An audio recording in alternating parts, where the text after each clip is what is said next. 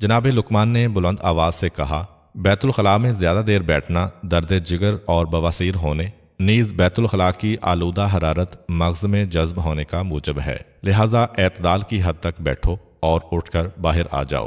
اس کے بعد دوسروں کو سمجھانے کے لیے یہی بات بیت الخلاء کے دروازوں پر لکھ دی گئی۔ حضرت لقمان علیہ السلام کے آقا کے بہت زیادہ باغات اور غلام تھے۔ جناب لقمان بھی ان غلاموں میں شامل تھے۔ ان کا ارباب جو کہ ظاہر بین تھا، سفید رنگ اور خوبصورت غلاموں کو باغات میں پھل وغیرہ توڑنے کے لیے بھیجتا، لیکن جناب لقمان کو سخت اور پست کاموں مثلا جھاڑو وغیرہ دینے میں لگا دیتا۔ یوں وہ حضرت لقمان علیہ السلام کی توہین کرتا، حالانکہ وہ سیرت و کردار اور معرفت میں تمام غلاموں پر فوقیت رکھتے تھے۔ جناب لقمان کے آقا کی یہ غلط روش اس بات کا موجب بنی کہ اس کے غلام بھی حضرت لقمان کو حقیر سمجھنے لگے اور ان کی قدر و قیمت کے قائل نہ تھے، بلکہ بعض اوقات انہیں اذیت و آزار پہنچاتے۔ آقا نے ایک موقع پر غلاموں کو باغ میں پھل توڑ کر لانے کے لیے بھیجا۔ وہ باغ میں گئے اور مختلف قسم کے پھل توڑ کر لائے، لیکن آقا کی عدم موجودگی سے فائدہ اٹھاتے ہوئے انہوں نے وہ تمام پھل کھا لیے۔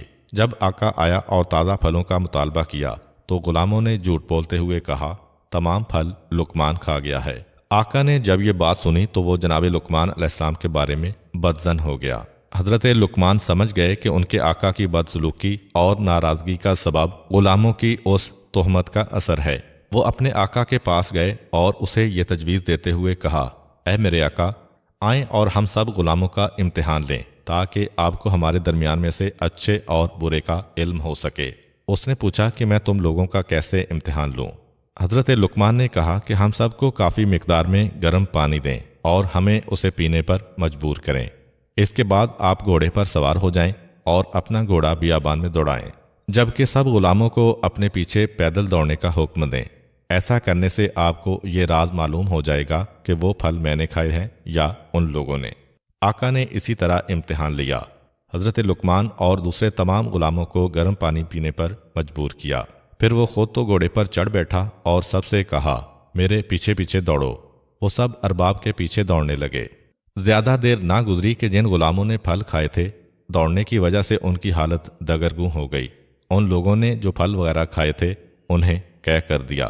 یوں آقا سمجھ گیا کہ پھل لقمان نے نہیں بلکہ دوسرے غلاموں نے کھائے ہیں اور لقمان پر تہمت لگائی ہے۔ پس جناب لقمان اپنے آقا کے سامنے سرخرو ہو گئے اور دوسرے غلاموں کو شرمندگی کا سامنا کرنا پڑا۔ حضرت لقمان ایک مدت تک کسی دوسرے شخص کے غلام تھے۔ اس کے کئی اور بھی غلام تھے، لیکن وہ اپنے تمام غلاموں میں سے حضرت لقمان سے بہت زیادہ محبت کرتا تھا، یہاں تک کہ وہ جب بھی غذا کھانا چاہتا تو پہلے اپنی غذا حضرت لقمان علیہ السلام کے پاس لاتا تاکہ وہ کھائیں۔ جب وہ کھانا کھا لیتے تو ان کا بچا ہوا کھانا بطور تبرک بڑے شوق سے تناول کرتا۔ ایک دن کوئی شخص حضرت لقمان علیہ السلام کے ارباب کے لیے خربوزہ بطور ہدیہ لایا۔ ارباب نے حضرت لقمان کے سامنے خربوزے کو چیرا، اس کے ٹکڑے کیے اور لقمان کو دیے۔ جناب لقمان اپنے آقا سے خربوزے کی پھانگیں لے کر کھاتے رہے اور یہ ظاہر کرتے رہے کہ وہ بڑا میٹھا ہے اور بڑے مزے سے کھا رہا ہے۔ جب ارباب نے دیکھا کہ لقمان بڑے شوق و ذوق سے کھا رہے ہیں تو اس نے ایک پھانگ کے علاوہ تمام کا تمام خربوزہ لقمان کو دے دیا، جو انہوں نے کھا لیا اور ایک پھانگ اپنے لیے رکھ لی۔ جس وقت ارباب نے وہ بچی ہوئی خربوزے کی پھانگ منہ میں ڈالی تو معلوم ہوا کہ وہ خربوزہ تو زہر کے مانند کڑوا ہے۔ اس کی کڑواہٹ سے زبان پر آبلے بن گئے، گلا جلنے لگا اور اس کی حالت غیر ہو گئی۔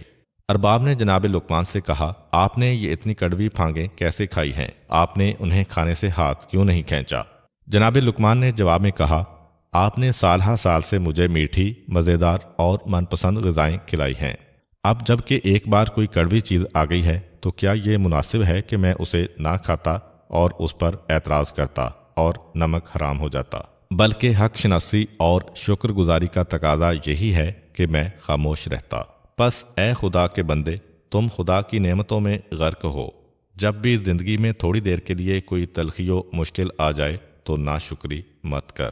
ایک دفعہ حضرت لقمان علیہ السلام نے اپنے بیٹے کو یوں نصیحت فرمائی، اے میرے بیٹے، واضح رہے کہ حضرت لقمان علیہ السلام کی بہت زیادہ اولاد تھی، لیکن وہ اپنی بات کا آغاز یا بنیا، اے میرے بیٹے کہہ کر کرتے تھے، جس سے لگتا ہے کہ ان کا شاید ایک ہی بیٹا تھا۔ تاریخ نے اس بیٹے کا نام باران لکھا ہے، لیکن ان کا خطاب تمام اولاد سے ہوتا تھا۔ البتہ یہ تجربہ کار خطبہ کا طریقہ کار ہے کہ وہ بڑوں کو مخاطب کر کے چھوٹوں کی توجہ اپنی طرف مبذول کراتے ہیں اور انہیں واعظ و نصیحت کرتے ہیں۔ چنانچہ آپ نے اپنے بیٹے سے کہا، اے میرے بیٹے، اپنے دل کو لوگوں کی خوشنودی اور ان کی تعریف و تکذیب سے وابستہ مت کرو، کیونکہ ایسی کوئی چیز کوشش کے باوجود انسان کے ہاتھ میں نہیں آتی۔ بیٹے نے کہا کہ میں چاہتا ہوں کہ اس بارے میں کوئی عملی نمونہ دیکھوں تاکہ موضوع کو بہتر طور پر سمجھ سکوں۔ حضرت لقمان نے فرمایا، اٹھو اور گھر سے باہر چلو تاکہ میں موضوع کو سمجھا سکوں۔ حضرت لقمان علیہ السلام اور ان کا بیٹا گھر سے نکلے۔ ان کے پاس ایک گدھا بھی تھا۔ جناب لقمان اس پر سوار ہوئے اور بیٹا پیدل ان کے پیچھے روانہ ہوا۔ وہ چلتے چلتے ایک گروہ کے پاس پہنچے۔ ان لوگوں نے جب یہ منظر دیکھا تو کہا، اس بوڑھے کو دیکھو کہ کتنا سنگ دل ہے کہ خود تو گدھے پر سوار ہے لیکن اس کا بیٹا پیچھے پیچھے پیدل آ رہا ہے۔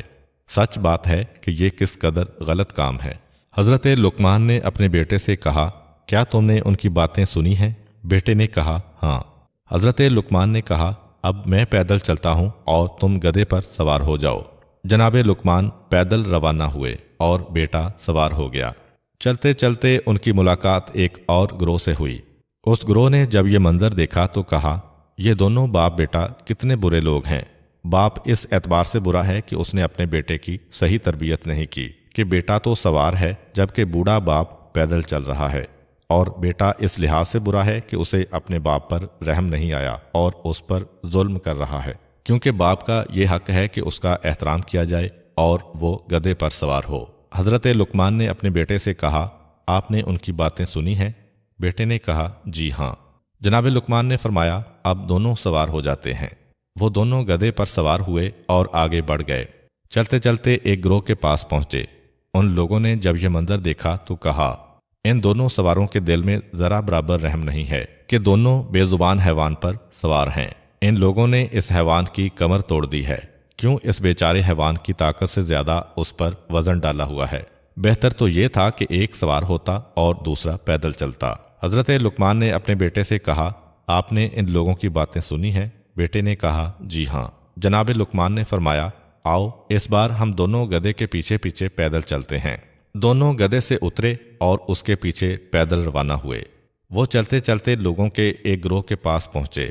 ان لوگوں نے کہا، یہ دونوں عجیب قسم کے جاہل افراد ہیں، سواری کے ہوتے ہوئے پیدل چل رہے ہیں اور سواری کو خالی چھوڑا ہوا ہے، یہ کس قدر احمق ہیں۔ حضرت لقمان نے اپنے بیٹے سے فرمایا، آپ نے ان لوگوں کی گفتگو سنی ہے؟ اس نے عرض کیا، جی ہاں۔ جناب لقمان نے فرمایا، کیا لوگوں کو راضی کرنے کے لیے اس کے علاوہ اور کوئی چارہ ہے؟ اب جب کہ صورتحال یوں ہے تو کبھی لوگوں کی رضامندی کو اپنا محور و مقصد قرار مت دو، بلکہ خداوند قدوس کی رضا اور خوشنودی کو اپنا مقصد اور ہدف قرار دو تاکہ دنیا و آخرت میں سعادت و کامیابی حاصل کر سکو۔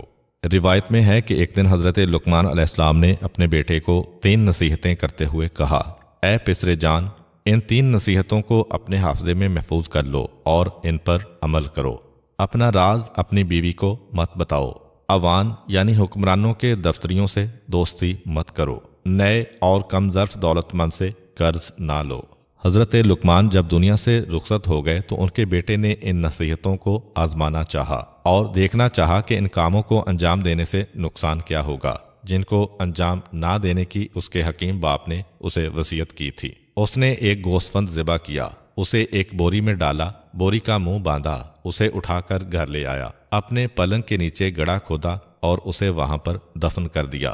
اس کے بعد اپنی بیوی سے کہا، میرا ایک دشمن تھا، میں نے اسے قتل کرنے کے بعد یہاں پر دفن کر دیا ہے، محتاط رہنا اور اس راز کو پوشیدہ رکھنا اور کسی کو مت بتانا۔ اس کے بعد اپنے ہمسائے میں رہنے والے ایک دفتری سے دوستی کر لی۔